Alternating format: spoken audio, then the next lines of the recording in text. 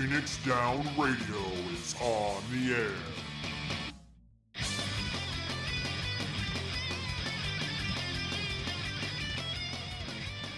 Welcome, everybody, to Phoenix Down Radio, episode number 206. I'm your host, Klauss, and joining me is somebody who is not Ser Timono. He's not feeling good tonight, so through the kindness of his heart, we are joined by Chille. Hey, how have you been, Chille? It's been a very long time.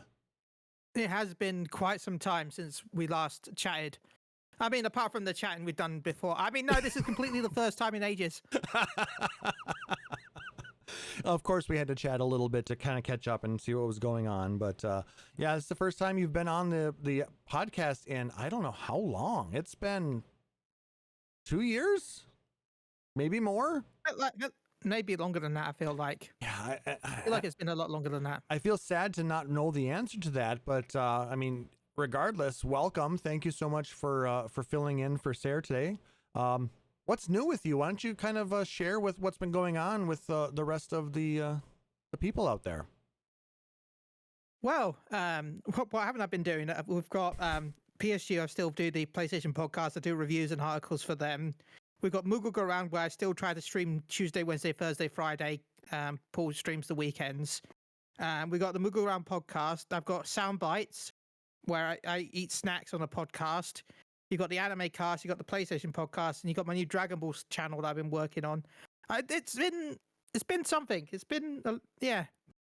So you had one night where you didn't have a podcast planned, and then some jackass comes and messages you on Discord saying, "Hey, can you help me out? I don't have a co-host for my podcast." And then for some reason you said yes. I'm like, oh yeah, sure. We started here, so it's only fair that I help. I greatly appreciate you helped us it. Start. Well, I mean, like I said, but you helped me start a little bit too. I think swings and roundabouts. Well, I mean, yeah, it's a whole thing. We everybody helps everybody. We're all a great community, by the way. So thank you again for assisting. Besides all of that other stuff that you do, what's been new with you? Not since we last talked, but say the last couple of weeks. What's been new with you, sir? Last few weeks, I've just mainly been playing Final Fantasy 14, and I've been playing a bit of Final Fantasy 11 again recently for some nostalgia and because of the raid that's coming out in November. So apart from that, that's about it, really. To be honest, I haven't really been up to much apart from the things I just said about the work and the things, which is everything that you do. What about you? Well, for me, most people know that I've been working way too freaking much.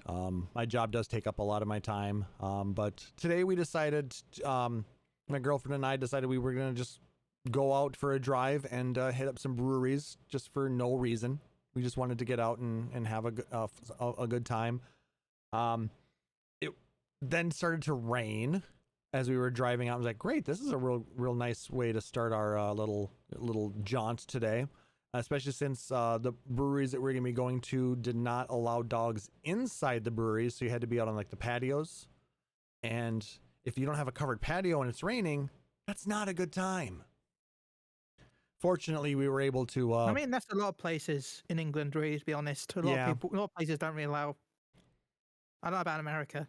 Well, it really depends. You know, there are certain places, breweries, and a few other places that are fully dog friendly, allow you to bring your pet in, which I guess we're kind of spoiled by that. So our local brewery allows it. What about go ahead. What about supermarkets? No, absolutely not. Okay, because I always I've got a friend on the Discord where at least in England, it's very often that if you go to a supermarket, you will see loads of different dogs just tied up outside while they're waiting for the people that are inside. Oh, they always get shocked when I take pictures. Like they get confused. Like, why is there there's 3 or 4 dogs tied up outside the store as they're waiting for the person to come back out. Some are not even tied up. Some just left there. They're just left outside the store until they come back. Not on a leash. Yeah, not on a leash. Yeah, sometimes it happens. Wow. I mean, Like 99% of the time they're on a leash, but like there is occasions where you'll just see them like. that's what you call a good dog. If it's not gonna, Yeah. start some shit and run around, and because our dog, if it sees a squirrel, it's gonna be like, ooh, and poof, he's gone. Like seriously.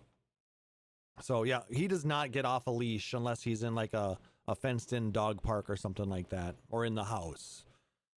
We don't trust that little sucker. Even we love him to death, but he would run if he had the chance. So Yeah, I don't have a dog, but I always, anytime I see someone do that, I'm sat here like worried for the dog. Yeah. Like as soon as I'm in the shop, I'm stood there like, oh God, what if they do something?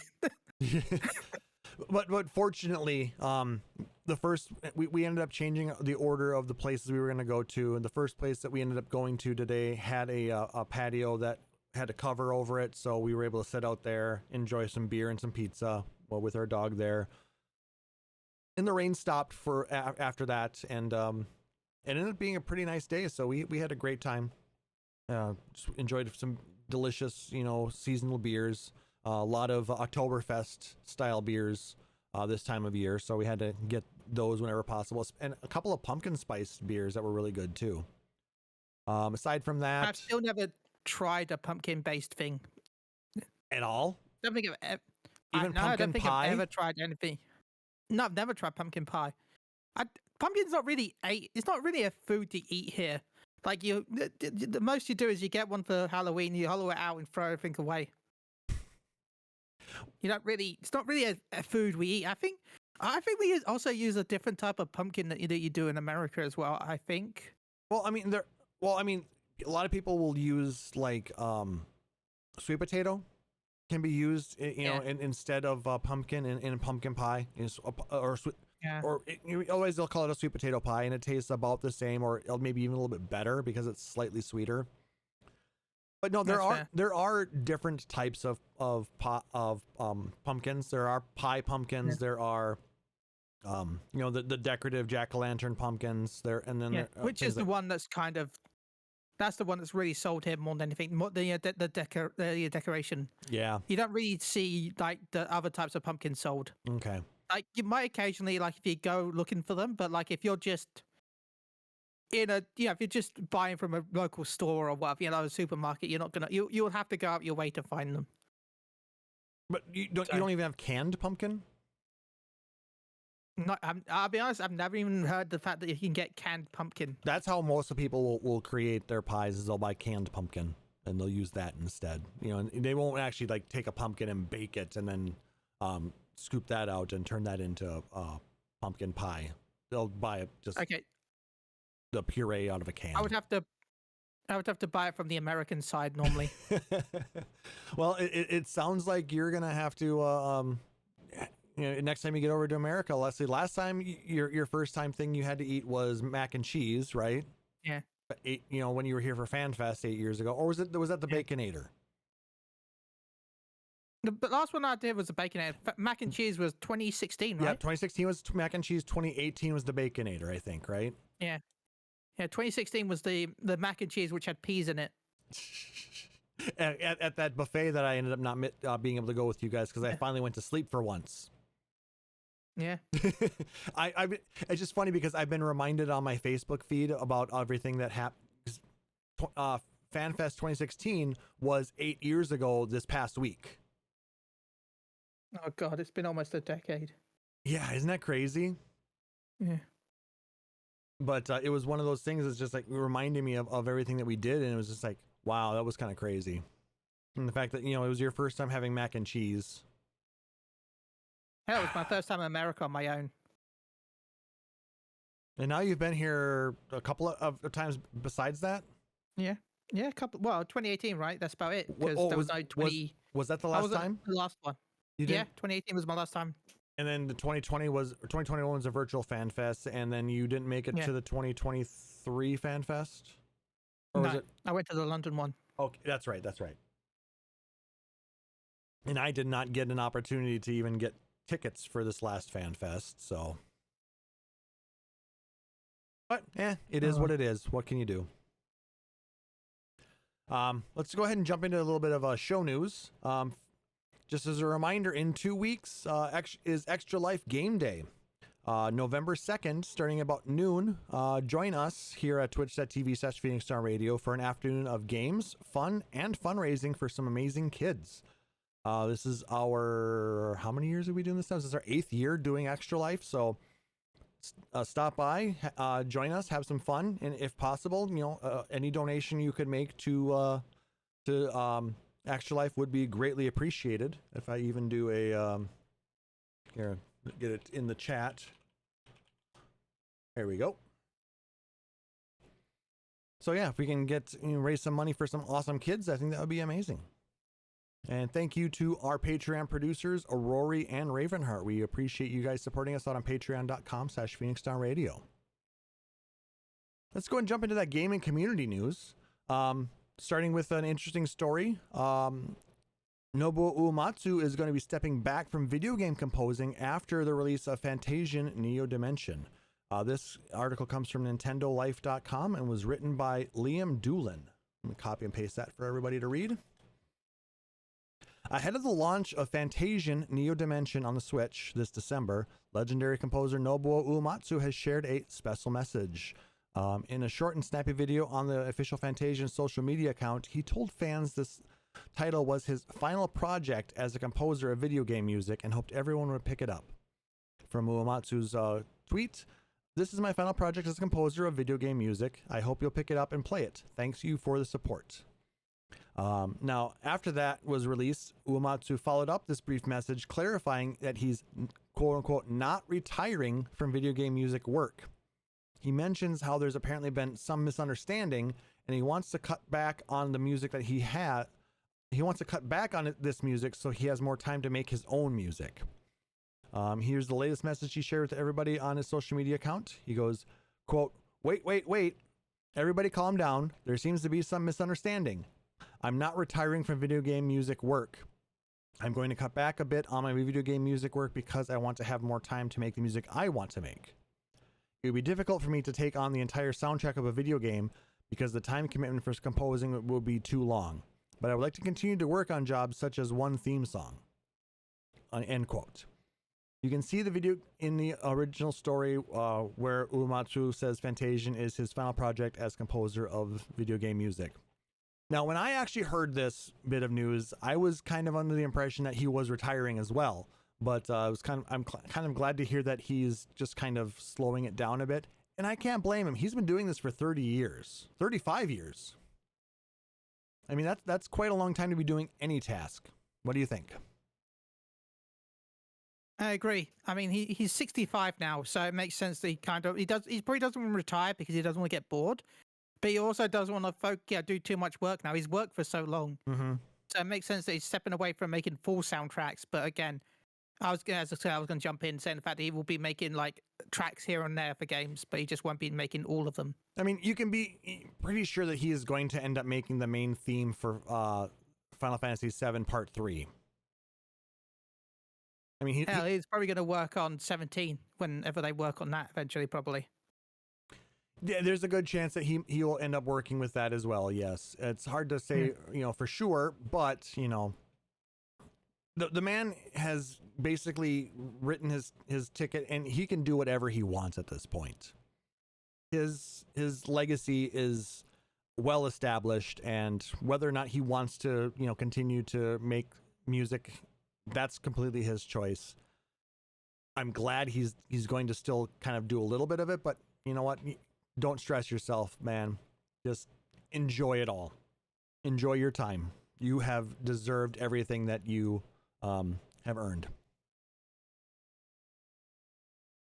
So yeah, it's nice to see that he's gonna hopefully enjoy a little bit of a retirement time, but still be able to continue to do the things that he absolutely loves.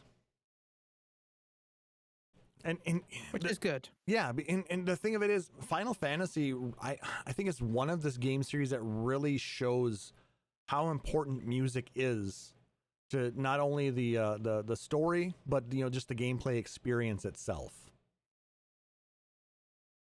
When we listen to these old soundtracks, it brings back a lot of memories from playing the game during that point, and it's like, yeah, that was a lot of fun. Or I remember being, really stressed during this, particular boss fight or whatever. So it's something that, music is one of those just really amazing things. And I agree with Doctor of Deliciousness out in the chat. Uematsu Sensei is a treasure.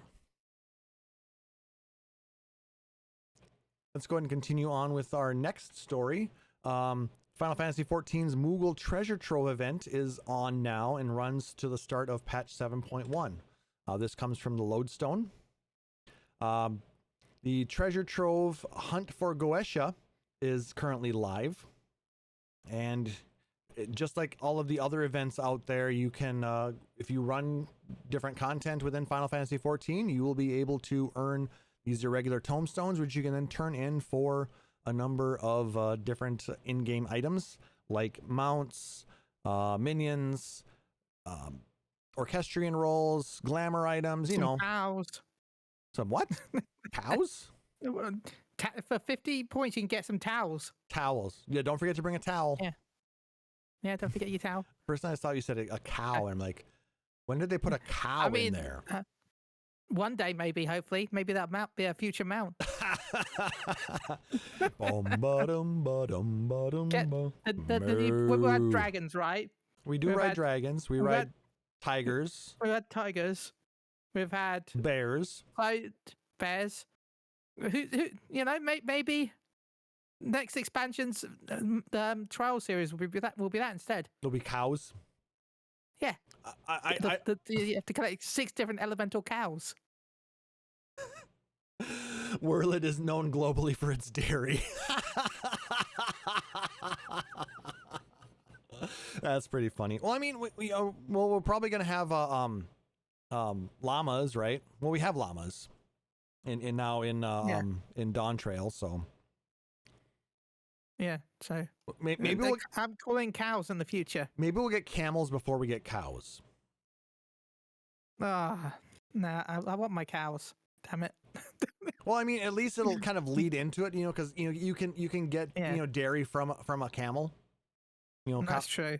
So then maybe the next dairy animal we'll have after a camel is a cow. Yeah. I could have just easily added it as part of the Island Sanctuary. Oh God. Adding cows to Island Sanctuary. Yeah. That would be kind of funny. I haven't touched Island Sanctuary since the first bit of it, actually. So I know they've made a lot of updates, but I just haven't really jumped into it.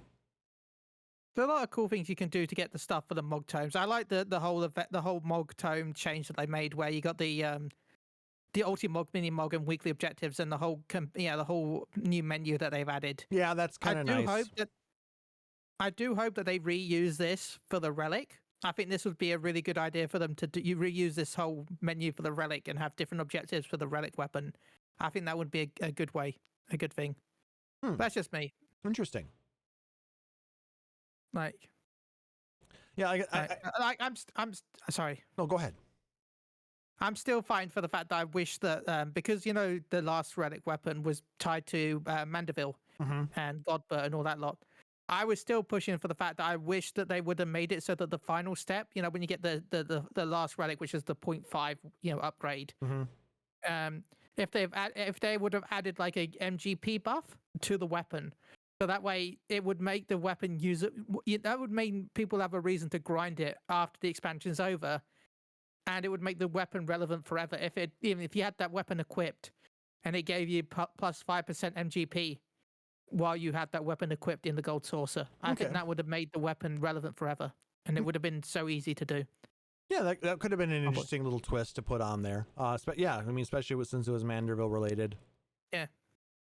But, MGP is one of those things where, it's only going to be, for glamour purposes.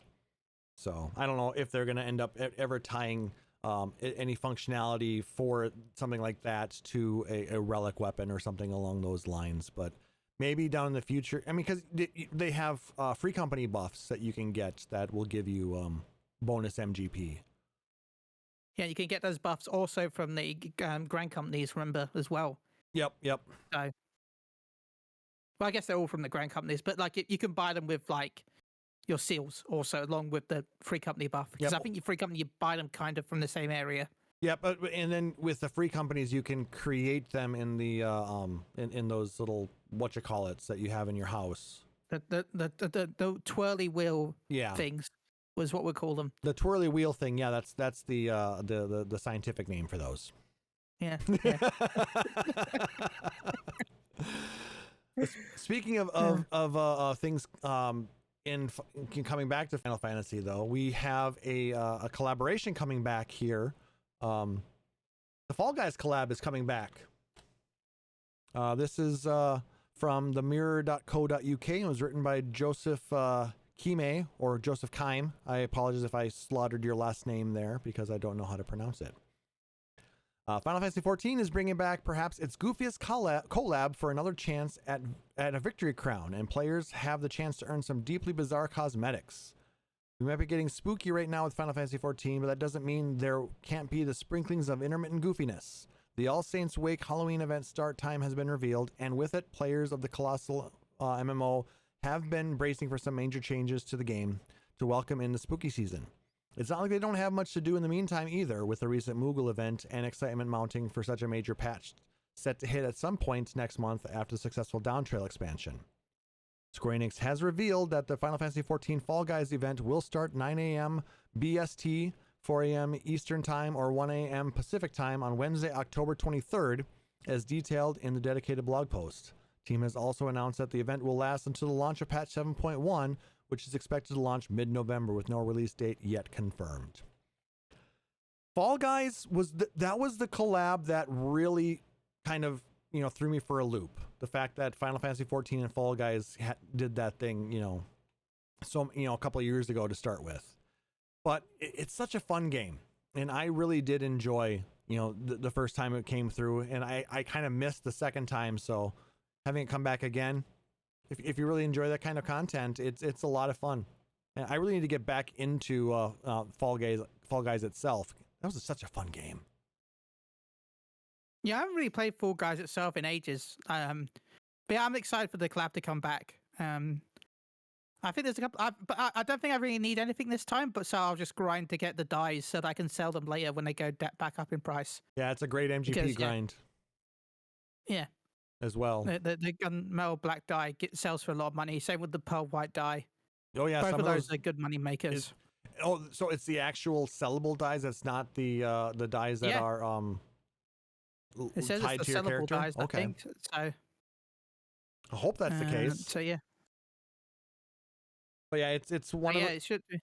It's just a lot of fun. The fact, and I don't even know who approached who on that to even start the collab to begin with. Was it Fall Guys that reached out to Yoshida, or did Yoshida reach out to them?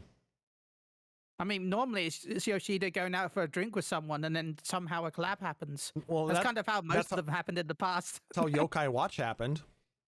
And the Dragon Quest one, the Monster Hunter one. Oh, the Monster Hunter one. That's how that happened too. Yeah, that's how Monster happened as well, because he was out with the CEO of Capcom, and they had drinks, and then that happened. Like as I said, most of the collabs that have happened is Yoshi P going out with drinks with someone, and then suddenly a collab happens in the future. All right, so we need to have. I'm still saying that. Go ahead. I'm still saying that Yoshi P took Yoshi P out for a fake drink and steak to have a collab with 16. I don't know. I heard the director from 16 it has really, really expensive tastes. Yeah, well, they both look. Yoshi P knew it was a business meeting, so he knew that he could go out, and they both ordered Wagyu steaks, which means he had 2 Wagyu steaks, and then he charged it to the company. Yeah, so, half of the. I don't know, but he had him split the bill in half. One half was billed to the Final Fantasy 14 team. One half was billed to the Final Fantasy 16 team. And then he had leftovers.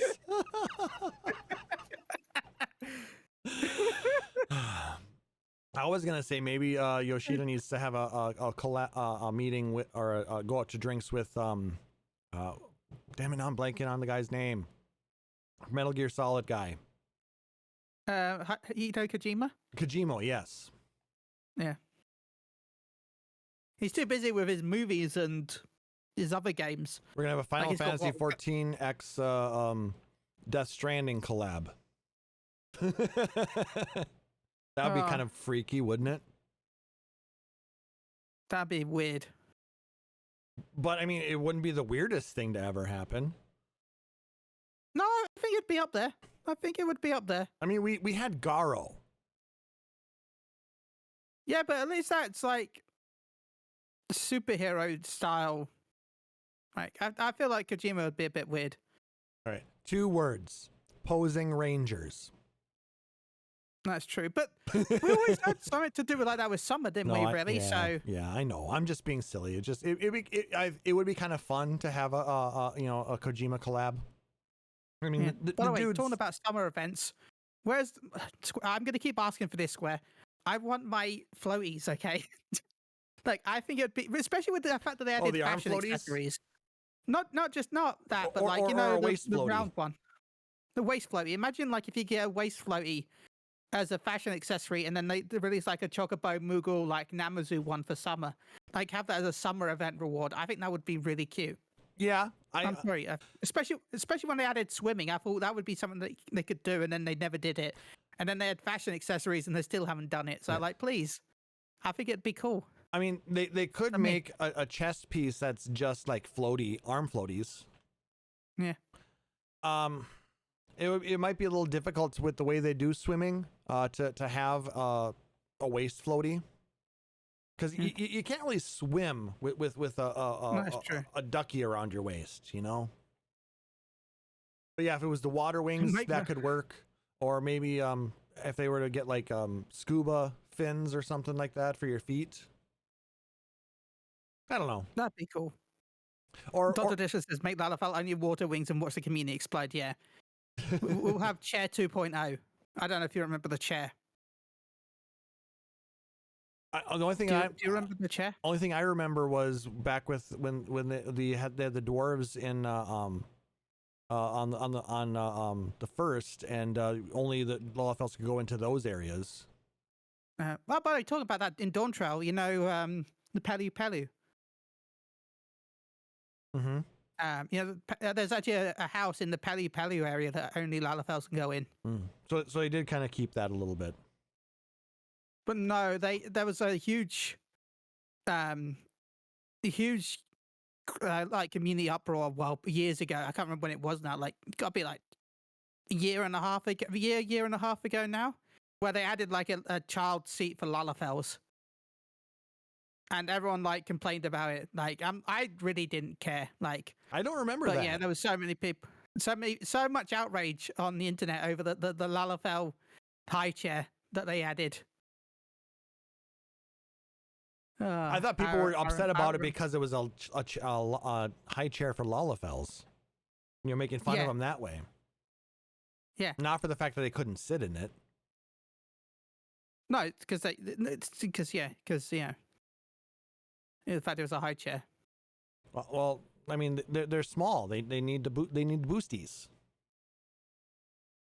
Right? You know what we could use instead? We could have the dwarven furniture they've already got in the game in those dwarven houses. It included the new dwarven Lalafell sized in the Pelu Pelu houses. Let me have that for my house, please. And then, but only Lalafells can go into your house. Oh no! Just make it. I think that'd be funny. Okay. I still say that I solved this whole issue years ago. Because you got the dwarf social tribe quests, right? Because you build up your reputation with the dwarves. Mm-hmm. What if once you got high enough with a social ranking with the dwarves, they make us like a special alcohol, right? Okay. They make a special because so you drink the alcohol and it shrinks your character down small enough that you can go into the home. Make it kind of like a parody of the what do you call it? Alice in Wonderland. Alice in Wonderland. Yeah, that could be interesting. Yeah. Femrose. Femrose, but I mean, you already have the mini status Dr. Edition, so it'd be just applying the mini status. Yeah.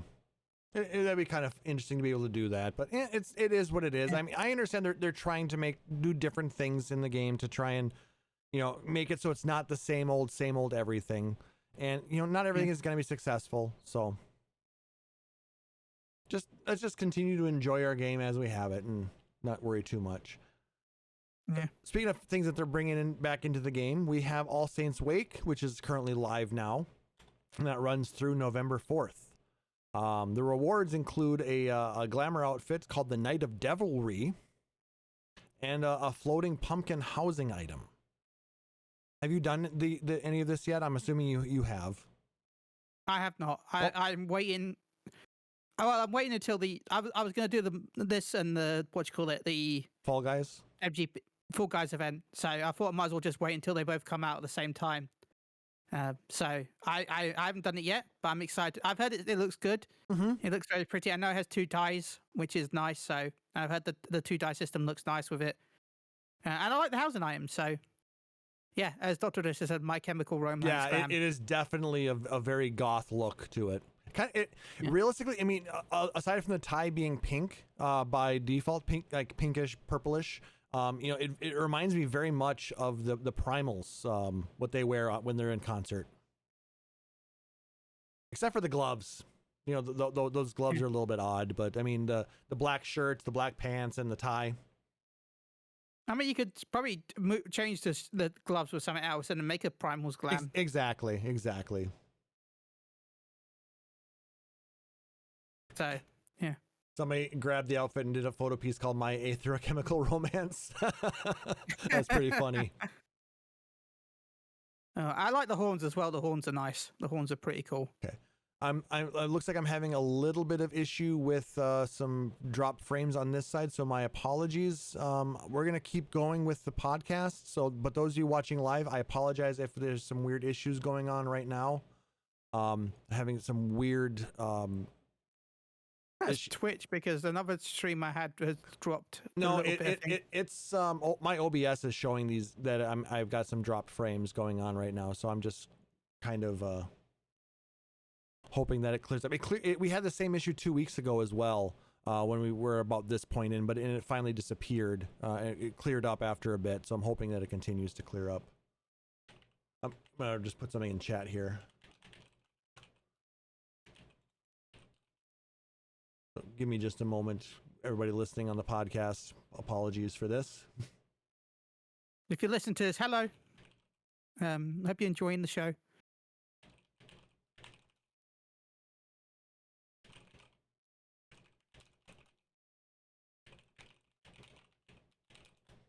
I'm not going to reset anything at this point, but might as well just keep moving on. Continuing on with our news, Live Letter 84 is scheduled for November 1st. This is going to be part 2 of the patch 7.1 preview. I'll copy and paste this for y'all. With the release of patch 7.1 fast approaching, the next letter from the producer live will be bringing you the latest updates and some live gameplay. Again, November 1st at 4 a.m. Pacific time, which is going to be, that's 6 my time, so that's going to be noon your time, Chille. Yeah, it's a nice time for once. Yep. Thank you, Square. And so they're going to be patch 7.1 part 2, as well as a number of miscellaneous updates. Maybe they're going to go over some of the job changes at that point as well. So we'll have to see what... It'll be interesting to see what... Black Mage needs buffs. Bard needs buffs. Machinist needs buffs. Pit Master probably needs a nerf, but they're not going to do that. Warrior probably needs a nerf. But that's never going to happen because the Warriors are way too happy right now. All right. Dark Knights needs buffs. Everyone needs... just buff everyone. Buff everybody. Except for Pit Master. Yeah. It looks like the dropped frame issue has slowed down now, so it looks like we're doing all right now. So apologies for that weird situation, guys. Let's continue on. Go ahead. I think the biggest thing that everyone's excited for, right, is the fact that we're going to Mahjong update. Yeah, I mean, yeah, I'm not huge into Mahjong, but from what I understand, a lot of people who really enjoy Mahjong, just playing it in general, think that this is one of the best ways to play it in a video game. Yeah. I know Sarah, I think, really enjoys it, and he's commented on it a few times. But me, I guess I'm just not much of a Mahjong player. I suck at it pretty bad, actually. I enjoy it, but I suck at it. So, All right, so let's continue on. We got just a couple more quick stories to talk about before we jump back into some music finally. It's been a little while since we talked music. Final Fantasy 16 PC version 1.02 update introduces new graphic settings and performance improvements. This comes from WCCF Tech and was written by Francesco De Mayo. A new Final Fantasy 16 PC update went live a few hours ago. This was from, I think, just a couple of days ago. Introducing new graphic settings, enhanced performance, and several other improvements and bug fixes. This 1.02 update introduces, besides a cursor lock option and improved help text for photo mode, and improvements for shadow quality settings, which now include cloud quality at all 3 levels instead of leaving the cloud quality always at high. This should bring performance improvements when selecting medium or low.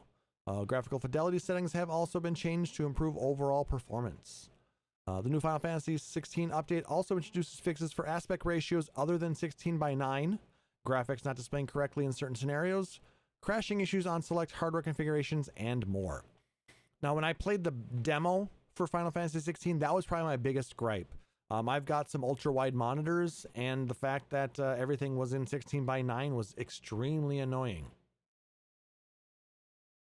I really, I'm glad that they are looking at, allowing people with the wider monitors to be able to play it that way. The world is just so beautiful, and being able to see a larger field of view is something I think they'll really enjoy. I agree. Options are always important, especially for PC players. Yeah, and I mean, because PC players, I mean, we spend like an absolute boat ton on our rigs in order to get every single frame, and we like our monitors, not just 16:9. We like them ultra wide, super ultra wide. So we're talking like not just 16:9. We've got some 21:9s and some 32:9. The double wide monitors. Those are freaking crazy. But being able to see that much of the world in front of you is important. You don't want to just have the game sitting in the middle of all of that and just wasting all the rest of the real estate. Unless you're multitasking and watching porn or something, I don't know.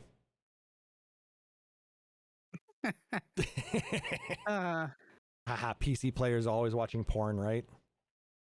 Yeah. Kidding. Probably. I don't know. I don't play on PC, so I don't know what you do on your PC game. And why are you watching it? Most of the PC gamers just mod it into their game anyway. That's true. I'm sure they already have unofficial mods that allow for that. Yeah. So you don't need to have a separate tab. It's already in the game. if you have the mod, unofficial mod. Yeah. Which OCP said, please don't do. Yes. I remember when he was saying, please do not make naked mods of our characters. No naked mods, please. Right, but the moment you said that is when they started happening. Like, you said, no, don't do it. That, you're not wrong. Gave everyone you said that meant everyone wanted to do it. Yep. You willed it into existence, Yoshida. Just kidding. Yeah, don't do this. Done. Yeah. And our final news article this week, Final Fantasy 17 will have a very high 24-year-old bar to clear. This is a nice little opinion article that I happened to find searching for news. Coming from GameRant.com, was written by Enrico Ozoa. One of the greatest things about Final Fantasy is the characters, as some have become so iconic that people can instantly recognize them even without having played any of the games. Aside from the ever-famous Cloud and Sephiroth, non-human entities like Fran and Kamari have also gained enough popularity to warrant fan adoration. But among them, one character stands above, whose charm and compelling story have yet to be recaptured by other entries in the series. Shantoto? That entity is named Vivi. Best boy, a black mage from Final Fantasy IX. If Final Fantasy 17 were to have someone similar or anything close to him in its world, then the quality of the game is nearly guaranteed to be high caliber. As one of the best non-human characters in Final Fantasy, Vivi has a lot of good qualities that make him popular with fans of the franchise. If Square Enix wants Final Fantasy 17 to have something like him or surpass what he offers, then the developer must take note of the following things that made the character so special. 1. A simple yet effective design that indicates what the character specializes in, while also showing how he can be both cool and adorable. 2. A personality that people can easily empathize with and good dialogue, making the character instantly likable to those who have him in a party. And 3... Wait, did he really have much dialogue? Did he? He had enough. And what he said was, I'm agreeing with what this guy is saying. I'm agreeing, but like, I wouldn't really, when it comes to the VV and things that I think that he is good for, I wouldn't really put him under dialogue. But that's just me. Like, I love the character, but like, I think part of what he's getting at is the fact that, VV isn't, very outspoken, but what he does say is very meaningful and poignant. Fair. Okay, and then 3 here, a meaningful and compelling backstory that delves deeper into the character, allowing for moments that make Vivi stand out among other members. Yeah, he had the best storyline, in my opinion, out of all of them, really. Among the fates of every playable character in Final Fantasy IX, Vivi was destined to achieve popularity because of how well he was made. So whatever character in Final Fantasy 17 tries to surpass the quality of the Black Mage will need to incorporate what made him special. And it's up to the development team to see how further they can go from there. Now, that's just a little bit from that article. There's a lot more in there. And if you want to know more about it, I do strongly recommend that you read it. It's quite interesting. And like I said, 9 is probably one of my favorite Final Fantasy games. And the fact that, Vivi is in there, it's huge. He's a great character. He is my favorite character from that. I mean, I've got a Vivi plush behind me, right? I mean, there's a reason why my White Mage Glam is Vivi. There we go. So yeah, he's just so awesome. And like I said, he's soft spoken. He doesn't say a lot, but what he does say, it is very meaningful. But Square, okay, we had the VV in the previous with Hildebrand, right? Gigi, right? GG, yep. GGG. And now Dawn Trail has a lot of Final Fantasy 9 references, right? There's a lot of 9 in Dawn Trail. You think the further Hildebrand things will bring in GG again? No, that'd be cool. But you know what I'm really hoping for? Because Blue Mage gets a carnival fight for the max level. Like every max level in the expansion, there's a carnival fight, right? Okay. Can we get Quana as the carnival fight for Blue Mage at level 90? You want to fight Quina? Yeah, I want that to be the level 90 Blue Mage fight in the carnival. But the Quos are not a race right now. I mean, it's a carnival fight. So you're thinking that maybe it could be something that they could introduce? It doesn't. They don't have to add the actual race. It's just like they could add like it's a robot. Like it's a what if fight, isn't it, the Blue Mage stuff? Like because they've had other characters from previous games, right? I can't remember all of them off the top of my head. So well, I mean, they've brought in a few of them, but I mean, they find a way to bring them into the world, don't they? Do they? I don't think so. I know, like if you look at like Ultros and Typhon, not necessarily Blue Mage, but I mean, characters coming into 14 from other games. They brought that story in that came from Gilgamesh. That Gilgamesh line. So I mean, I'm sure they can figure out a way to make that work. But I mean, I get what you're saying. It would be kind of interesting. From a previous one, Siegfried is in it as well. He's the level 60 cap. Okay. So that's something like they've had characters from previous Final Fantasies in as the cap fights. So like it doesn't have to actually add it to like, don't have to actually add to the Q race. They just have to add it as like it doesn't even have to be him, but like just a reference to him. Okay. Like you could find out that after he beat it, someone in a suit or something like that. Like it's Blue Mage. It's most of it's not. The whole point is the fact that the spells aren't really real, are they? Like it's all sort of illusionary. So thinking maybe it can end up being like the chef from the Bismarck or something instead. Yeah. Okay, I get what you're saying there, but because I know like with Go-Go, he's more of a humanoid kind of character. I mean, so it's not like all that out of the ordinary for somebody, for one of the races in Final Fantasy 14 to be somebody like him, just covered up like that. But because where the Ku race, are very different looking. They're taller, larger, very different looking than anything currently within the game right now. But I mean, I get what you're saying. But I think it could be an interesting way to introduce that race to the game. Not necessarily as a playable race, but maybe they are somewhere on the in the new world. Maybe they're gonna introduce them in patch 7.1. Yeah. Either way, because I mean, I'm excited. Blue Mages came from the new world anyway. Yeah, which is weird that we've not seen anything about Blue Mage in the expansion. We haven't seen anything about the Wallachie. Yeah. Maybe that's going to come up soon. So who knows? We'll have to see what they come up with in the next live letter, or maybe they got them coming in another patch down the road. Because realistically, we haven't explored the entirety of Tural. We've only explored just a bit of the northern side because we haven't been able to get past Alexandria. Yeah.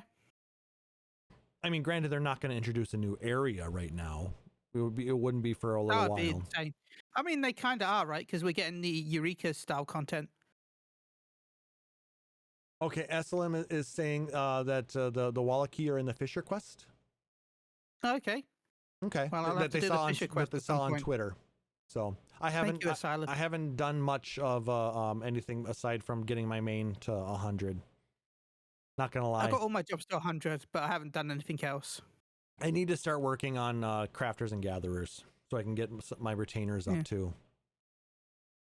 All right, so that's the game and community news that we've got. Let's go ahead and we're gonna jump into our discussion topic. The last time I forgot. Go ahead. Sorry, I forgot to bring this up earlier. I know that some people spend money on the Square Enix store, and I do want to bring this up because I think it's an incredible deal. I keep wanting to. Okay, sorry about this. Square Enix added a new thing in the store. I think it's for $6. It might be like $6.50. It's about $6, $6.50. You get the Menfinite earring. The earring that gave you XP bonus up to 80. Mm-hmm. You get 99 Aetheryte tickets. You get an emote. You get a Parasol, and you get a Fantasia. But what makes this an incredible deal is the fact that the Fantasia is actually account wide. So for your $6, you actually get a Fantasia for every character you've made. Oh wow! Which is why I think this is pretty good. Are the earrings account wide too? Yeah, everything's account wide. Everything's account wide. Okay. Yeah, everything's account wide. So, like, but the main thing I think is the Fantasia, because the Fantasias are about the same. The Fantasia here is $5.75, and that's a single character. So if you got multiple characters, then this $5.99 deal is pretty good. Well, there you go. Oh, so that's on the Mog Station. Well, the Final Fantasy 14 online store, because I keep forgetting the fact that I still Google Mog Station. I still call it the Mog Station too, because when I think of the online store, I always think of like the Square Enix online store, which everybody hates, but we still order shit from there. Like I ordered the new Dawn Trail soundtrack when that went live 2 weeks ago. I still remember when I bought the Aetheryte Crystal when that came out a while back, and I forgot that I even ordered it because it was so long afterwards that then it just arrived in the mail. But then I got a mail saying that we'll be delivering it soon. I'm like, but I already have it. I'm confused. You gonna get it again? Yes. You can send one to your friend Klauss. All right. Thanks. That's actually some very good information if somebody wants to get be able to get a Fantasia and a whole bunch of other stuff with it. So for really inexpensive. You get the Cheerwave emotes like they said, and the Aetheryte tickets are really handy for traveling. So yeah, it's good stuff. So let's jump into some more music. Last time we did music was quite a while ago, and we did disc 5 of the Final Fantasy 16 original soundtrack. So this week we are going to jump into disc 6. Copied a link into chat. Hopefully that works to get you over to there if you want to follow along. Our first song on this this disc is called Twilight.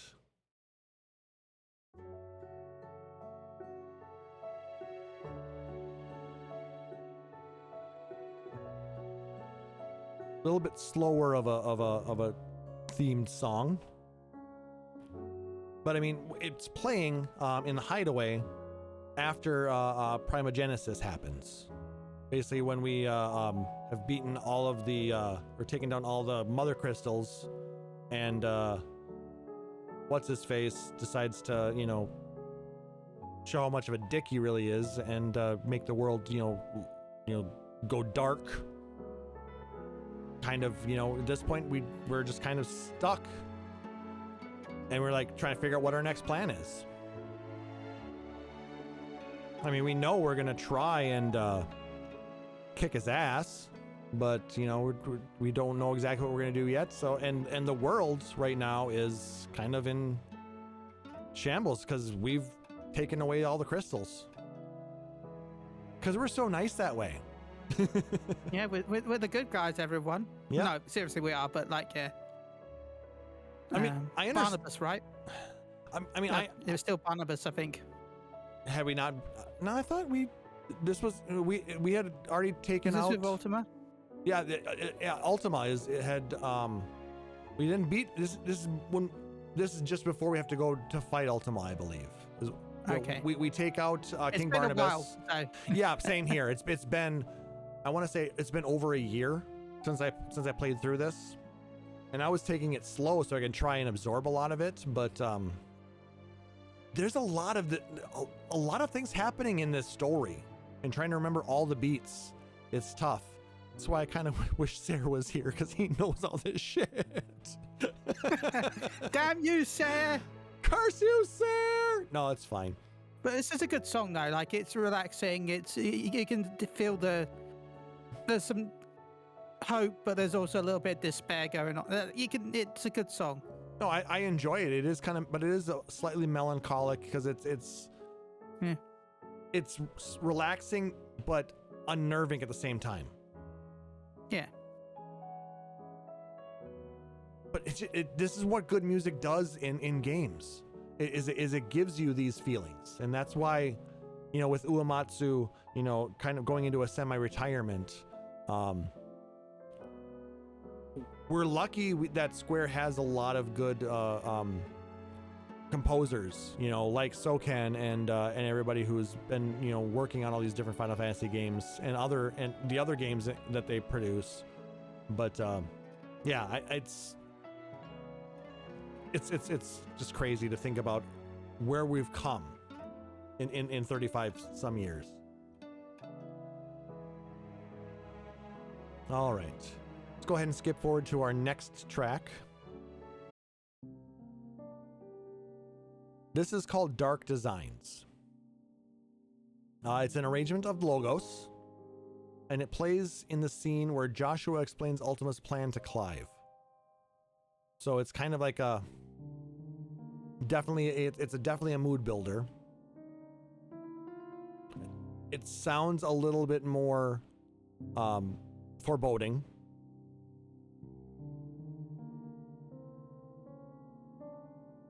I mean, if you listen and you hear those minor keys, it's moving. It's definitely trying to. It's trying its best to build up to something, but it can't because of what's weighing it down. So you can hear that there's a little bit of a struggle, but yeah, that's a good way to explain it. Like as the song goes on, you can hear it becoming a little bit more. But at the start, it's like struggling to get free. Started. Yep. Yeah. And it's just a little bit, and then it kind of loops through as you're going through that scene.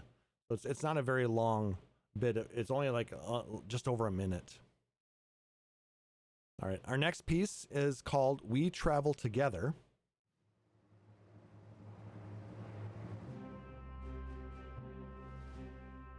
And this plays during the scene where Joshua rejoins Clive's party. And if you listen to it, you're going to hear it's got arrangements, and it's an arrangement of prelude. So you can kind of hear the prelude leitmotif in it.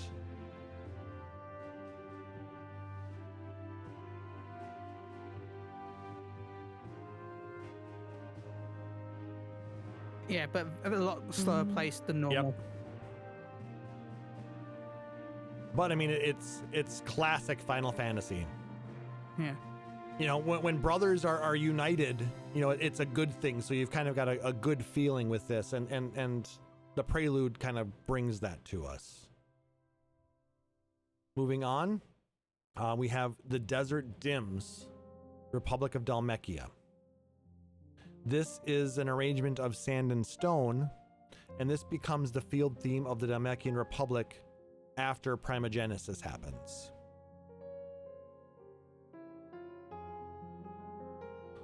So it's kind of a more dark and melancholic version of the music that we had before we destroyed all the Mother Crystals, and before Ultima issued his final challenge.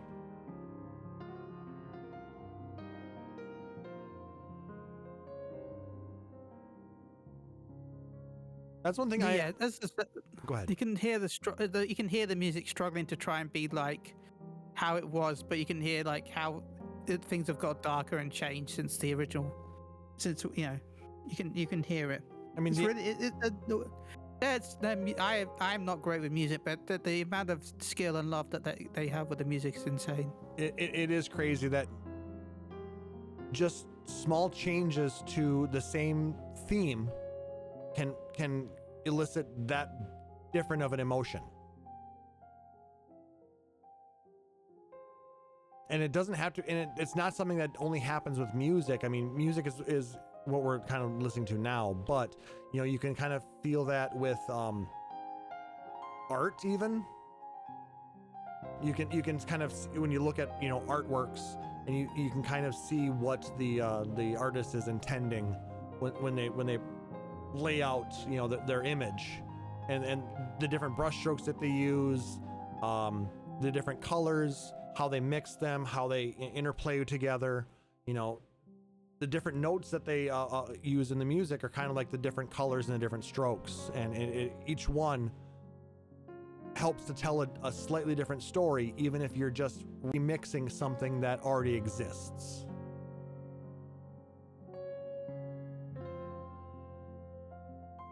Yes, we're talking a lot of bullshit, but you know, it's still, I mean, that's the great thing about art like this is it's very personal to each person. The way you feel listening to this music is going to vary very wildly from the way I feel on it, and the way Chille feels on it. So none of it's wrong. It's just on your personal expression of it, which is why it's so fun to talk about, because it elicits some interesting conversations too. If you guys have thoughts on any of these things as we're listening to them, please share your thoughts in the chat. Or if you're listening on the podcast, shoot us an email at podcast@phoenixradio.com, or jump into our Discord and talk to us about it there. Really, it's a great place to have some fun discussion. Next theme is Under Siege. No, Undying is the next theme, is Undying. The town theme post Primogenesis. It has similar motifs to the song Away that we played many weeks ago. So a lot of these are going to be remixes, a little bit darker, a little bit more melancholic, a little bit more worrisome than what we heard before. You know, even when we went through and, you know, fixed a lot of the problems, unfortunately after Primogenesis, you know, everybody now think, you know, the world is going to end type of thing, and everyone's kind of in real bad times. People are not feeling great about what's going on. Sound familiar, anybody? Too real. Too real, sorry. All right, now it's under siege. This plays in Old Canver.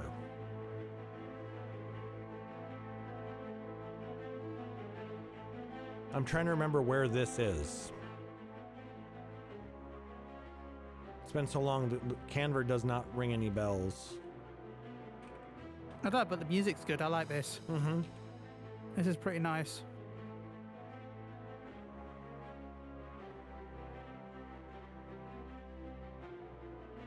I think it was mainly just a city. That's right. Canver is that's the Free Cities.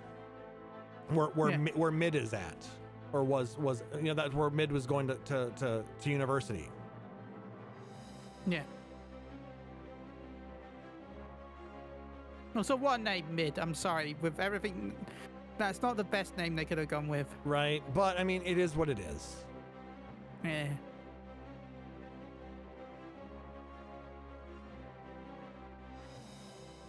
But yeah, I mean, the Under Siege title definitely makes you feel that something is amiss and not, Yeah. Because at this point, I believe that they're the Damekians are trying to retake Canver, because they had tried to secede from them, many years prior. Yeah. But I remember something was going on here, and people were trying to take over. It might just be all of the everybody just trying to take. Gosh, I'm trying to remember what happens here. I'm watching some gameplay again, and there's like some. I think they're just I think they're trying to free the city because there's like orcs and stuff like that. Maybe got overrun with. It's been a year. Yeah, I wish I'd got. I would have done some research if I'd known. I just want to re-listen to the music again. Yeah. Because it's really good.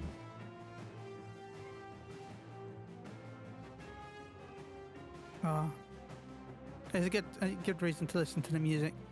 I was admit that watching it does remind me like of a dungeon in 14. Yeah. Like. I think we're running through Canver at this point. Yeah. Trying to save Mid, we find a lot perhaps. of enemies. Yeah. Because we're trying to. We had just helped her with her engine model. Yeah. Her prototype. Gathering all of this, the Sermet and all of the different things needed to create the different materials for this super engine that she's trying to create. And I think we're trying to get her out of Canver again, and so we can bring her back to the hideaway or something like that. I could be 100% wrong here, but it's still a good theme.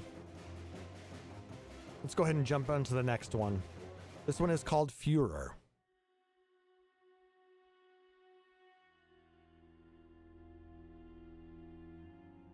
This is an arrangement of the riddle and plays during the scene where Barnabas confronts Clive in Canver. And if you listen, there are a lot of different discordant elements happening here. This guitar,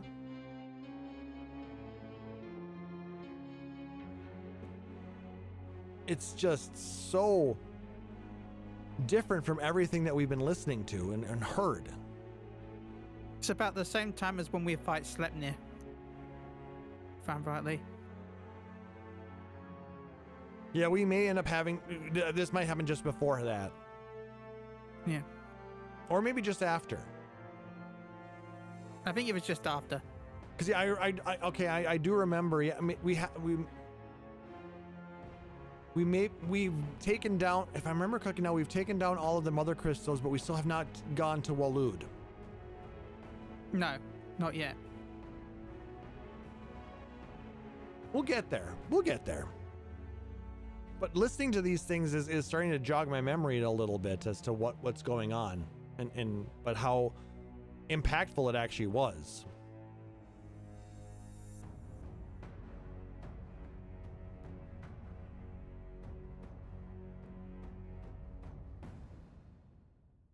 But yeah, this is such a, I don't even have the words to explain this song.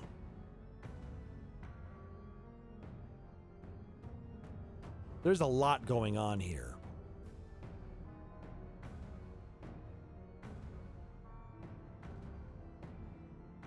The song itself is quite violent, really, compared to the previous ones. It's there's also a lot of very sharp. There's a lot of tension building. It's making you anxious.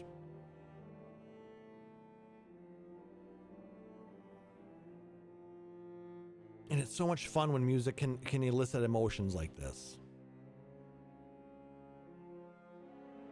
All right, let's continue on because some of these are quite long. We're not going to listen to every minute of or every second of every one of them, but it gives us a little bit of a remembrance as to what happened during these parts. Our next one is called "The World Won't Save Itself."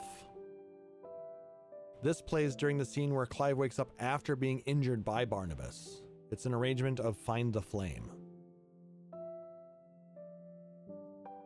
So it's basically after Clive gets his butt handed to him a bit, he basically he wakes up and he's like, well, we need to, keep moving. We can't just, sit here and not and like lick our wounds. We need to continue on because the world won't save itself. Our next theme is called No Risk, No Reward. This is definitely this is a good one. Yep, it definitely rings bells to me. This is the Notorious Marks theme, as well as some of the bigger bosses. I really enjoyed the hunt system in 16. I thought it was a lot of fun. Did you go through and fight all the Notorious Marks? I don't think I fought all of them, but I did some of them. Oh, I wanted all the stuff, so I had to fight everybody. I might have done all of them. I can't remember. Because in order to get the final weapons, you had to have gone through and beaten all of the marks. Because some of them, I think I did then, yeah. Some of them gave certain materials like orichalcum and different pieces like that you needed to build up the final weapons, at least in the original portion of the game. When they released the DLC, they added some new weapons, but at least I can say I got the best weapons in the original game. Like I say, because I never touched the DLC, so... Oh, you haven't yet? Did you not even buy it? I don't think I did, no. It's worth it, man. It's really worth it. I really enjoyed, the fights against Leviathan and Omega. Leviathan. Sorry. Leviathan.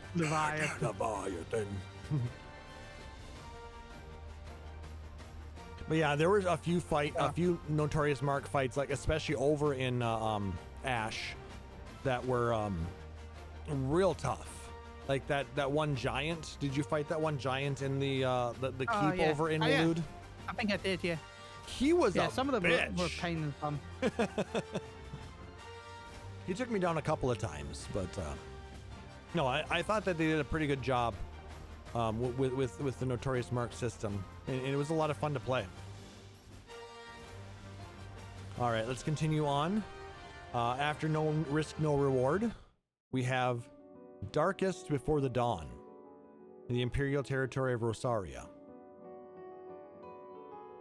So this is the post-Primogenesis theme of the for the Imperial province of Rosaria, and it is an arrangement of On the Wind Born. So it's got similar themes to the original, before all hell broke loose, and Rosaria was reduced from a royal duchy to a province of why can't I think of the Sambrec. And then now that Primogenesis has happened, we got our little bit darker and more melancholic sounding field theme. It's just familiar enough as you're running through the area to know kind of where you're at, but like I said, it's leaving you feeling just not quite right.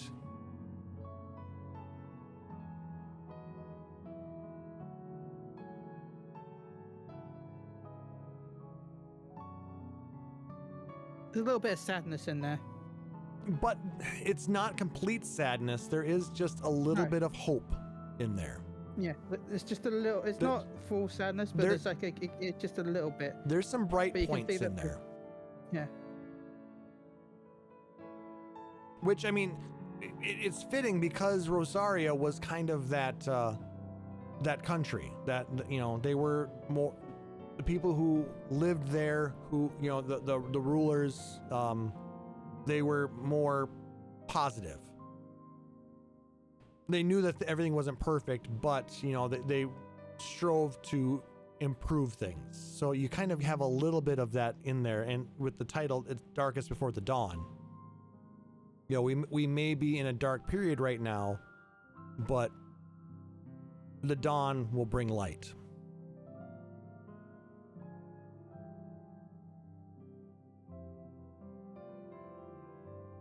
Moving on, our next theme is The Parting Sea. This plays during that chase of the Einarnhar by the Enterprise. So as we're now chasing chasing Einarnhar across the open ocean with the Enterprise, you know, with its jacked up engines. Man, you kind of hear the beat and the beat of the engine itself. Mm-hmm. With the sound.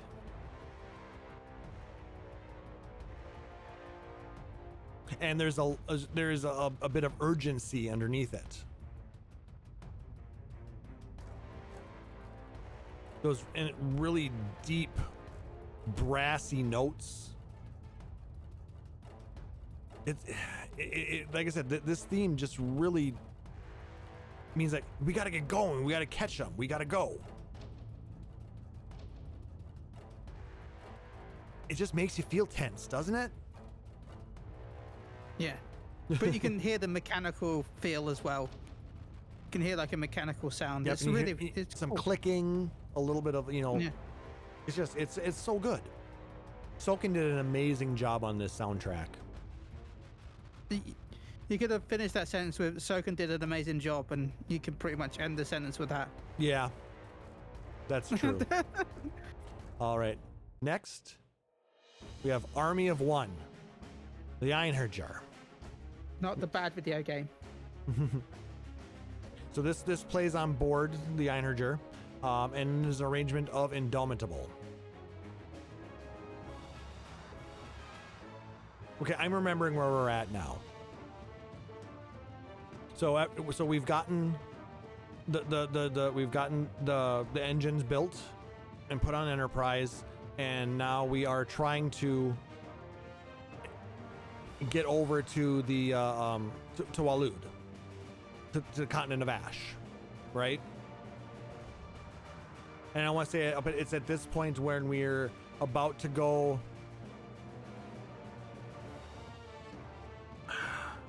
There's a section where we go, or I might be mixing up a couple of things. There's a section where we go under the ocean, right? The ocean splits. I think so, yeah. Or am I just thinking of the last Pirates of the Caribbean movie? I don't know about that, but I rarely watch movies, so Okay. I can't tell you about that. I know I think there's in one of the last Pirates movies, there was a section where the ocean splits open, and then there's a plot thing where they do something and it goes away, and it starts to fill in. I think this happens here too, doesn't it? I mean, probably. I can't tell you, but probably.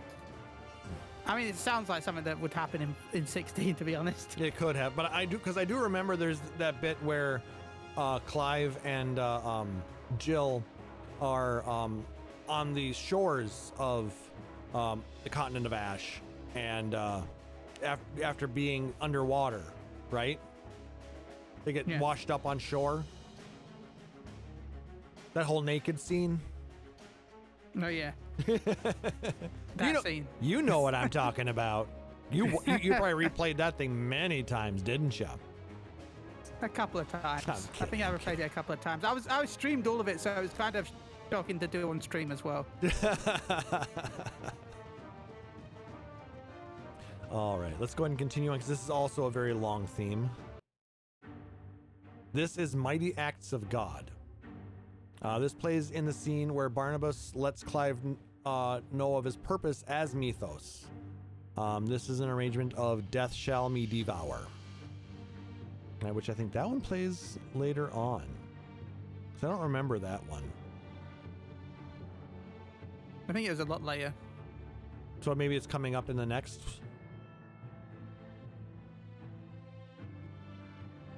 I don't see Death Shall Me Devour.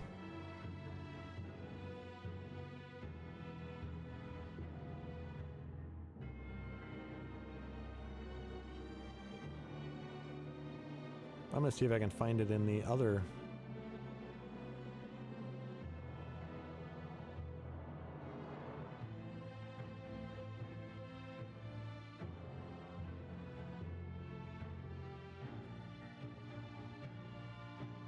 Yeah, we're not actually going to hear Death Shall Me Devour until disc 7.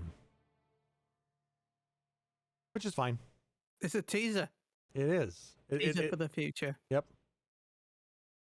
Anyway, continuing on, we have Not Alone. This plays during that scene we were just talking about. Between Clive and Jill on the Shadow Coast. Yeah. And it is an arrangement of My Star. Which this, I think, was My Star was Jill's theme? Yeah, because Find the Flame was Clive's theme. Clive's.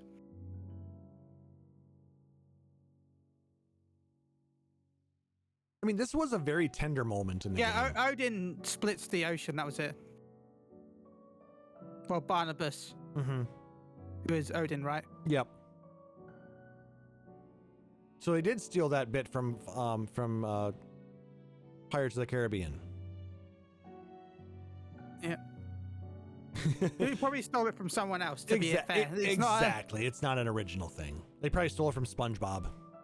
Probably stole it from Dragon Ball. Who stole it from Voltron. Yeah. Who stole it from Scooby-Doo. Who stole it from the Flintstones. Who stole it from Moses.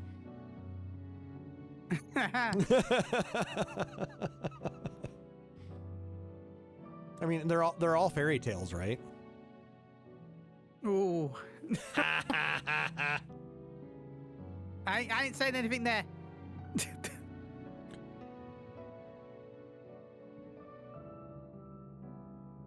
But no, like I said, this was a really touching and compelling scene in the game, where basically at this point, you know, they somehow survived something that should have absolutely destroyed them. But Torgal also survived. Mm-hmm. And it gives them a moment to kind of sit down and contemplate what's going on. Yeah. They've had a lot of stuff go on at once, so they finally got time to sit down and think. As well as talk about not only what's going on in the world, but what's going on with them. Yeah. Because we all know that there's been a lot of, you know, there's something going on between those two. There always has been. And this finally gives them the moment to sit down and explore that. And they share a kiss on the Shadow Coast. And probably a lot more, but they don't show that.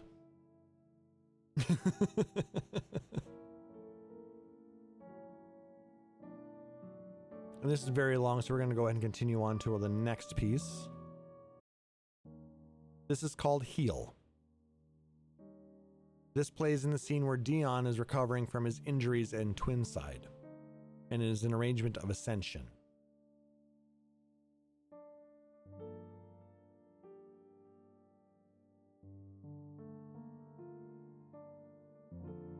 So, did he? I'm trying to remember if he suffered these injuries as Bahamut or if he did suffer them, without without priming up.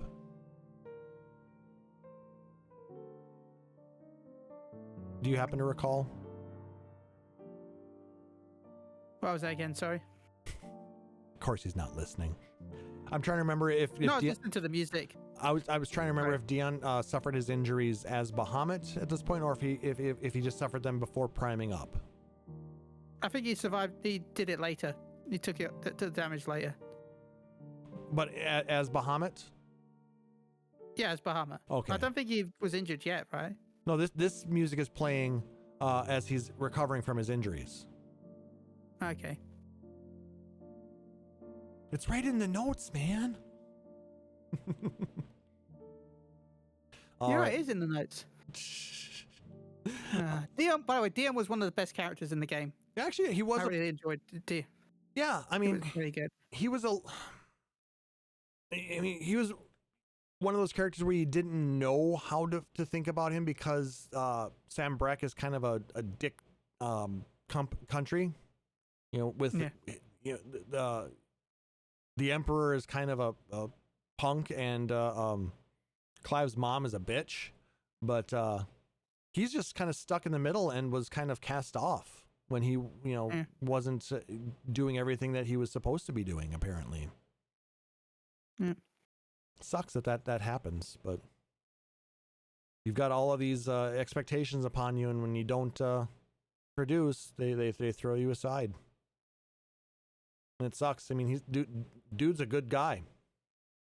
And just kind of got the wrong, the fact that he comes around and helps us is very, very helpful. So, all right, now we have a couple of new zone music that we're going to be playing here. This one is Indomitable, Kingdom of Waloed. This is the field theme for the Kingdom of Waloed. And this place is pretty fucked up. Yeah, I was gonna say it's in tatters, right? Yeah. After everything that's happened. Basically, everybody in Waloed is dead. Not technically everybody, but most of them chose to be. What is that when they basically go over to Crystal, like the all those enemies? You know what I'm talking about, right? Yeah. I know there's a few survivors that are still actually living that have not basically gone over to Crystal. The Ash something's right? Ash. I think it's some. Why do I remember the name Ash? Something.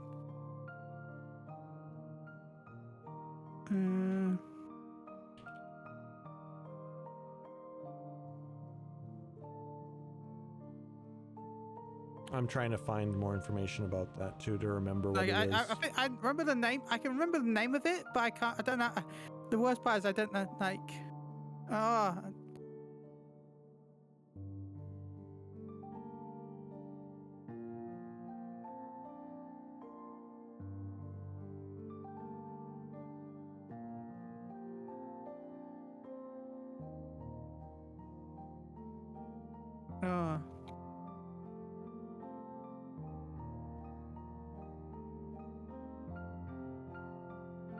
Akashic, that's what it's called. That's it, Akashi. They become Akashic. They No, believe is it? that becoming Akashic means achieving purity and freed of the torments of mortal realm. But basically all they've done is just, died for nothing. Yeah. Yeah. Yeah. They've just given up. Yep. Basically. It's a cult. It was a huge cult that tried to convince them to do this, and well, it succeeded. And most of the people of Waloed gave themselves over to this and gave their spirit energy, their souls to Barnabas and Ultima.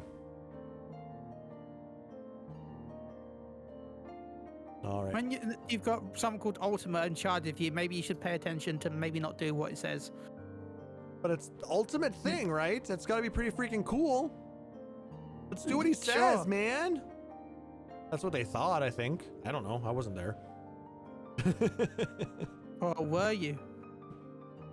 Maybe. Just kidding. All right, let's go ahead and move on to the next one. This is called Heavens Bound Reverie. This plays in the Reverie and contains motifs from the song Bow or Bow. I don't know which. The tower, the Reverie Tower. Yep. Right. And this is also a leitmotif from a song we're gonna hear in the next disc. Because the Bow is actually from, it plays in the Interdimensional Rift. Ah. I forgot that we even went there, to be honest. Well, that's I forgot the tower is oh yeah, kind in of the rift, right? it's kind of got a lot of influences of it, which is why we hear a lot of these different sounds all mishmashing together. We kind of have some electronica sounding stuff. We've got some chanting. We've got just some real high sounding things. It's just there's a lot of pieces in this that kind of point to something that's not of this world. Yeah, it's trying to mix and match different things to fit together. Yeah, basically.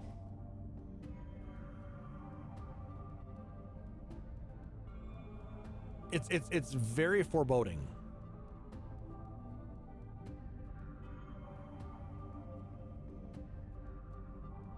It's very fitting for something that's interdimensional, that's not of this world. Not fully ethereal, like spiritual, but it's very kind of reminds me of Deep Space. Even,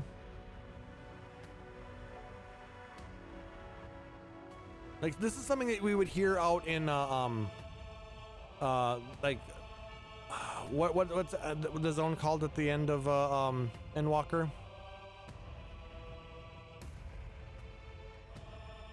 Chille?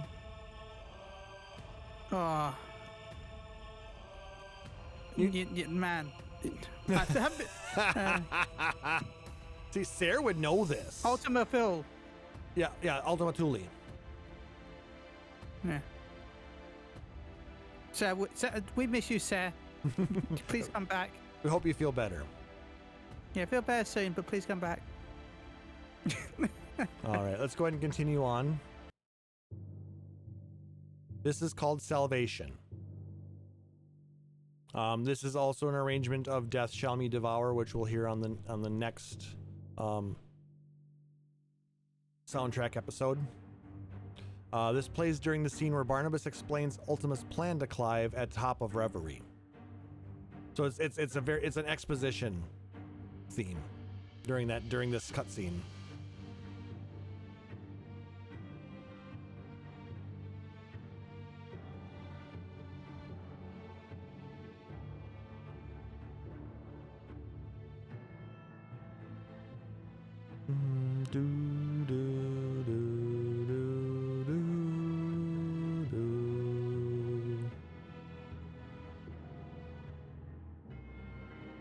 Such a good theme, though.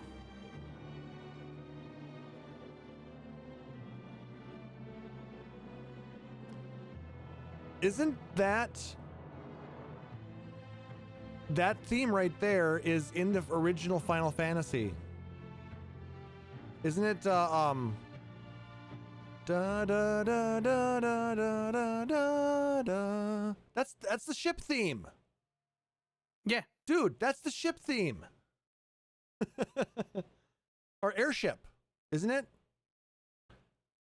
I think so. I think so.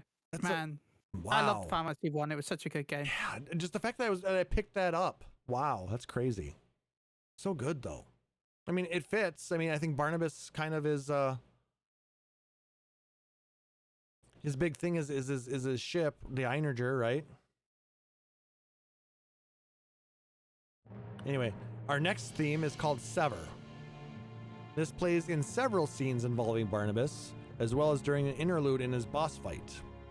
This is an arrangement of the riddle, which you're going to hear after this.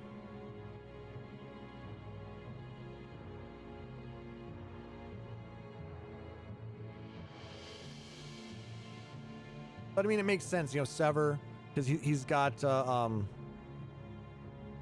big sword. Why can't I think of the name of the big sword?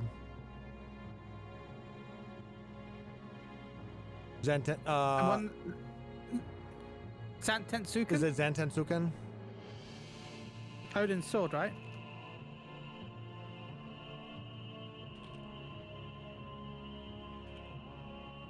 Yeah, at least he uses the attack Zantetsuken. I don't know if that's the name of the blade. Zangnir. There's Gungnir, which is no, that's the spear. That's the spear. Yeah, that's the spear.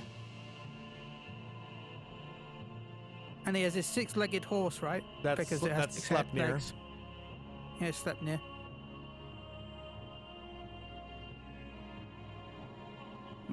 But I know that it's an attack.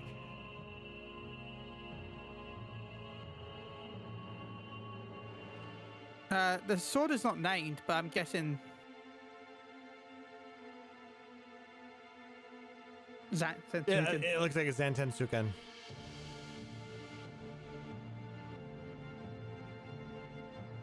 Thank you, Internet. Yeah, okay, we're all right. Okay. Thank you, Doctor of Deliciousness. And yeah, Soken has snuck in a few of the old songs into these. As Dr. Delicious said, there's a bunch of motifs from previous Final Fantasies that he's just snuck in. You gotta love when there's so much to draw from in the series that, you know, we can pull something from, you know, the original and make it sound new and fresh like that. All right, let's go ahead and jump to the next one. Barnabas's leitmotif, the riddle. This plays in the second part of the boss battle against Barnabas and the battle against the Warden of Darkness.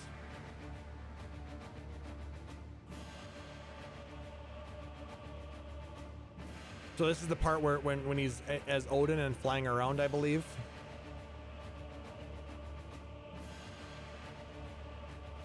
Okay, Doctor. I wasn't sure if the sword was actually called that. I know the attack is called that. The sword is also called that. Yeah. So yes, he is correct. Thank you for confirming. But you can hear like the beat. It sounds like.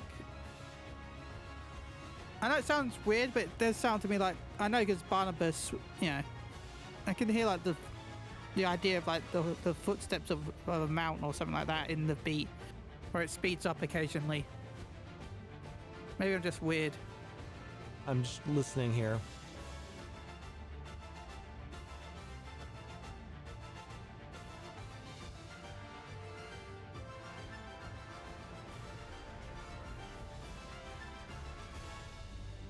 I don't know, he just does a really good job with it. The music really fits the fights. The area themes fit the zones.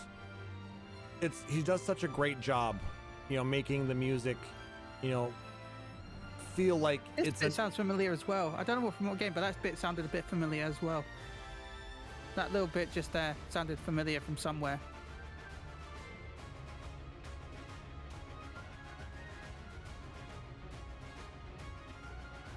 Like there's like a marching theme in the background. Like there's royalty in this song. Yeah, there is a march, kind of like a boom, boom, boom, boom, boom, boom. Yeah. A very heavy boom, boom, boom, boom, boom, boom, boom, boom. And so I could picture his horse Slipnir doing it in my head. And now you've got the Latin coming out, so you know it's a big baddie boss fight. You know it's important when they bring out the Latin. Mm-hmm.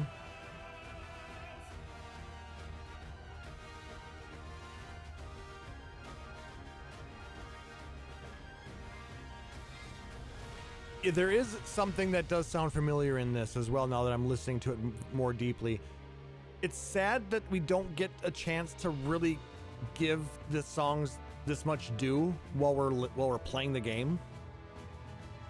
So our focus is kind of somewhere else, you know. That's why I really wanted to come through and and really give the soundtracks their due, because there's so much in there that we don't get to appreciate while we're playing through the game the first time.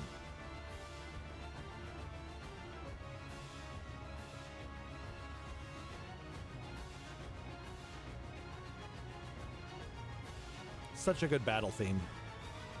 It was a fun fight if I remember correctly too. I think most of the boss fights were pretty good, to be honest. Yeah, let's go ahead and go on to our next one. Oh, did I just hit stop? Let's just do this instead then. So this one is called One with God. This plays in the scene where Barnabas transfers Odin's power to Clive and then disintegrates.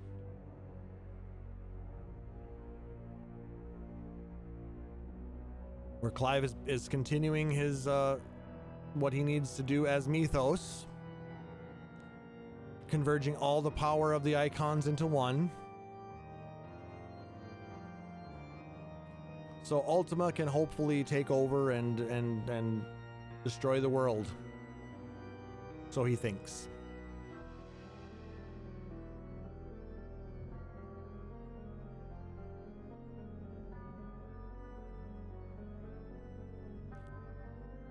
Yeah, it's kind of a dark and foreboding, but it's got that, but you hear the pipe organ in the background, so you got the whole God, royalty, divine power thing going on in the background. And then done. So powerful. Our next theme is called Fighting Fate.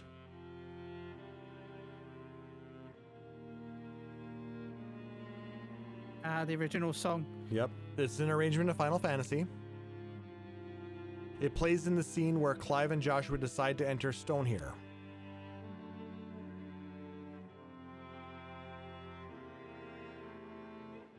Which is the large castle at the other end of Waloed. Yeah. Because the tower that we were just at was kind of in the middle on the southeast part of the continent, I believe. I'm bad with directions, so don't expect me to remember where any of these are when it comes to that. I think I'm remembering my orientation of the landmass, because if this circle here represents Waloed, I want to say the tower was right in here and Stonehere is up here. So I think I had it backwards because you guys are all seeing me the other way. So let me look at the way I'm broadcasting it. Let me refresh my screen here first. So it's like this. So here would be the tower, and up here, oh, come on. Up in here would be Stonehere. But this song, they keep holding on the notes occasionally. Mm-hmm. There's a lot of that, because it's just this is one of those themes where they're utilizing the original Final Fantasy theme for it because it's, they realize they have to keep moving on, but it's a real dangerous thing that they're undertaking here. I think is what they're trying to get across. And our next theme is called Bastion, Stone here. And this plays in, guess where? Stone here. And is an arrangement of Indomitable. Which makes sense because we're still in Waloed.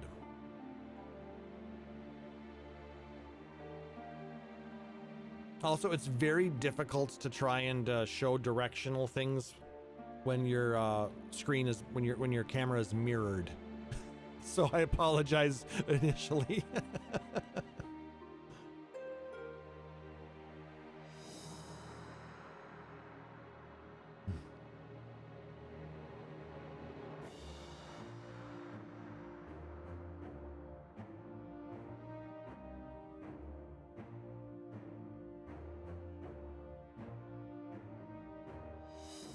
A very foreboding theme.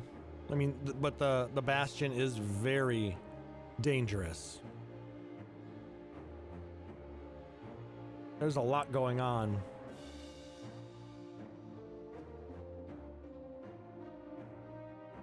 Though I love the name of this next one. It's called To Boldly Go. And it plays in the scene where the Enterprise breaks through the Stone here Bastion. We can again go back to hearing with the airship stuff, the mechanical beats in the background with this again. Yep. But I just love the word play.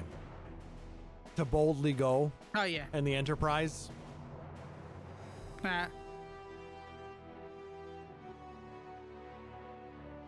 Isn't that a reference to the Star Treks? Yes.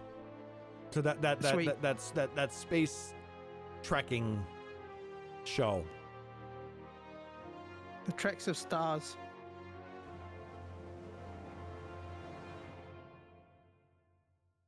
I'm proud of myself again. I've never watched the show, so really, you've never seen Star Trek? Never. Man, we're learning so much about you, Chille. You've never watched Star Trek. You've never. I pissed off a lot of people when I told them the fact that I've only ever watched the prequels of Star Wars and the new ones. You didn't see the original 3? No, never seen the original 3. I think we're gonna get some letters now, Chille. We have 2 more themes to go on this disc. The second to last theme is A Debt Repaid.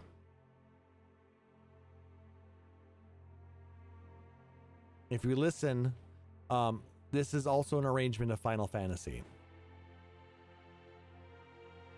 This plays in the scene where Dion meets Clive.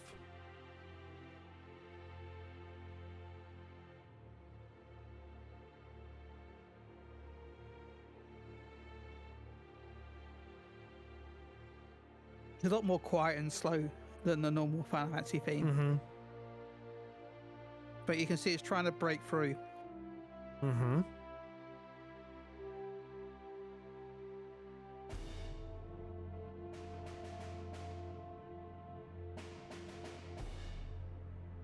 I bet that royalty is when they actually meet up with Dion right there.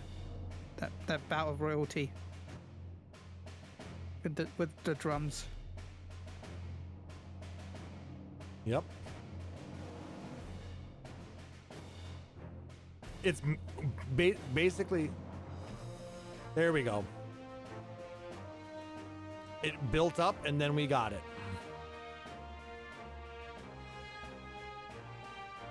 It took a little bit to get there, but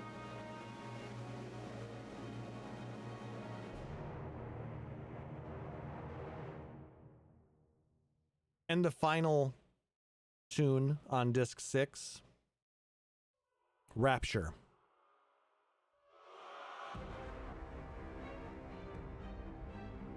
This plays in the scene where Ultima transports Clive and Joshua to the interdimensional rift.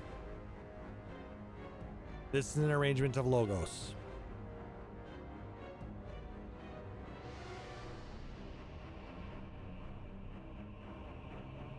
We can hear the dimension shifting right there with the music. Yep.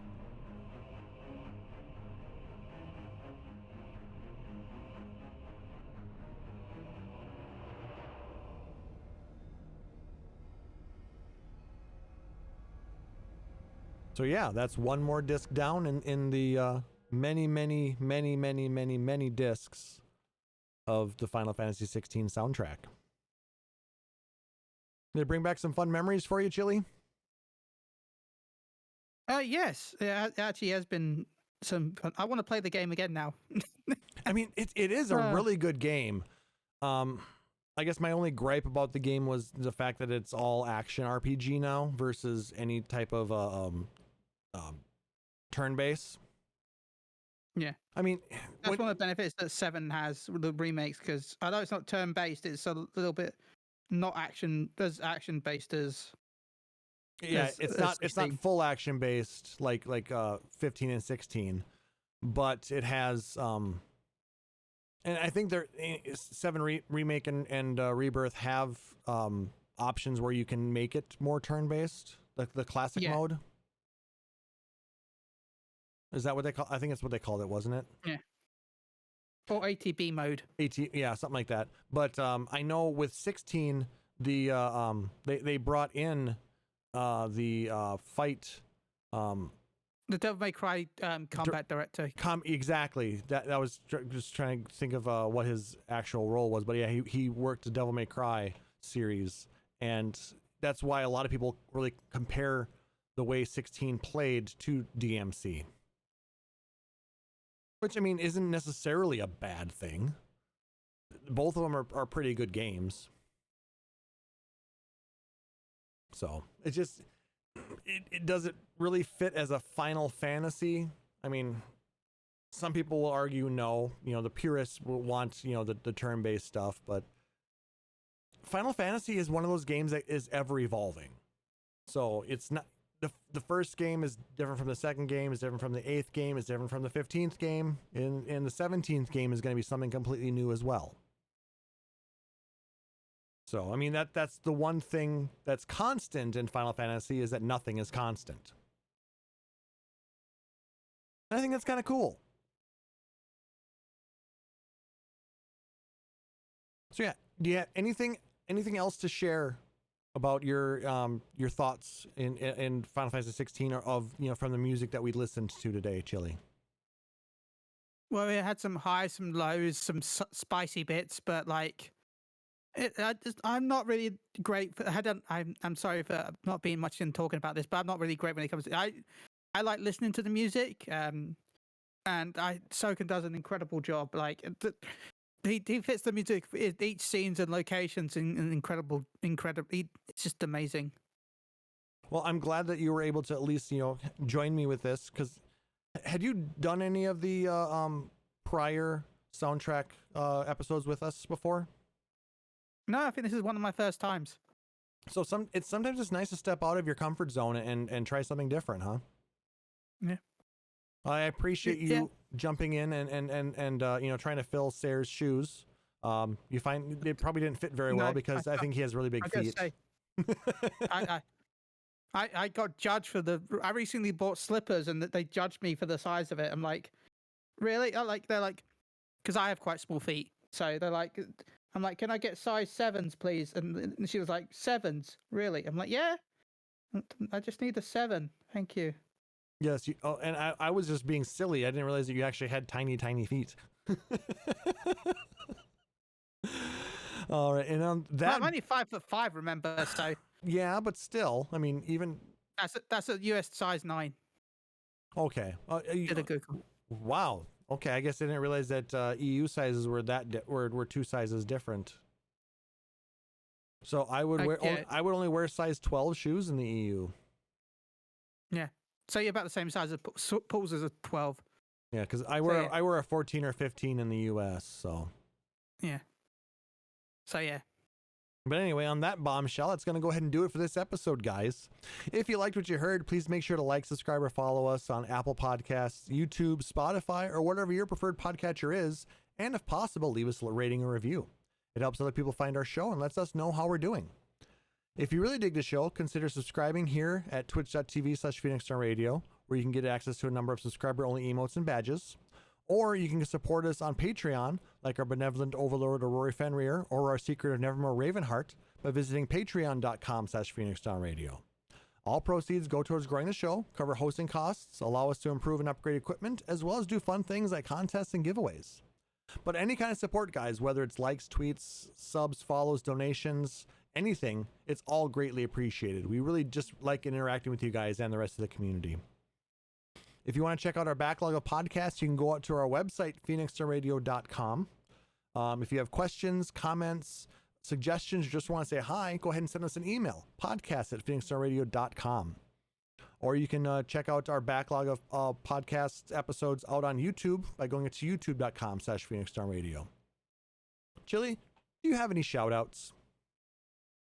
Well, I'd like to shout out to Klauss for having me on. Thank you for having me on. Shout out to everyone that came over from the Discord and on Twitter. So big shout out to Dr. Deliciousness at the Asylum, and all the people that have come over and chatted with us during the show. Thank you so much. And yeah, thank you. And remember, can I plug myself? Absolutely. Yeah. Remember, you can find me over on twitch.tv/Moogle-Go-Round Radio, where I stream Tuesday, Wednesday, Thursday, Friday. Paul streams Saturday, Sunday, Monday. We do a podcast every 2-ish weeks. Of course, depending on dates and time and real life stuff, things can vary. We recently had episode 200, and we had episode 201 last Thursday, where we had some people that are doing a musical with Final Fantasy 14. Wow. So yeah, please go check out that. They're at the end of the month, they're doing a Halloween musical. Well, I think it's November they're actually doing it, but still, the Halloween musical that's coming out soon. Very cool. Please go check that out. Thank you, everyone, and thank you for having me on. Thank you for accepting my invitation. Very short notice as well, but greatly appreciated. It was allowed us to have a podcast tonight, so we really do appreciate that.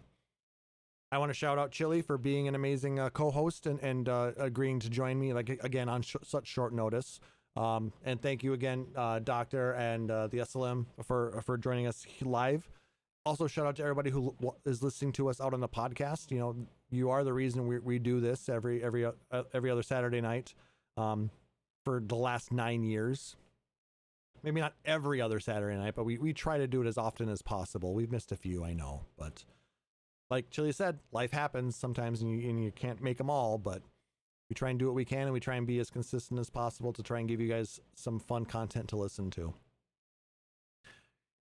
Consider if you want to, hang out more. We used to do a bunch on social media, but right now the best place to follow us is going to be our Discord, which you can find a link to that out on our website, PhoenixStarRadio.com. So for guest co-host Chille, I am Klauss Nightbringer, wishing everybody a wonderful evening. Thank you so much for joining us. Take care. Phoenix Down Radio is a production of PhoenixDownRadio.com and Illusion Productions. Final Fantasy 14 and Eorzea are trademarks of Square Enix. In-game content for Phoenix Down Radio is the copyright of Square Enix. Opening music for Phoenix Down Radio is provided by Guilty Gear Rock You. Check out the Metal Chocobo theme cover and many other music videos at youtube.com/Guilty Gear Rock You. Closing music for this episode is provided by Guitar Wanker 90. Please check out their full version of Matoya's Cave and other rock video game covers at youtube.com/Guitar Wanker 90. The views and opinions expressed in this episode are those of Phoenix Down Radio and its hosts and do not reflect the views of Square Enix.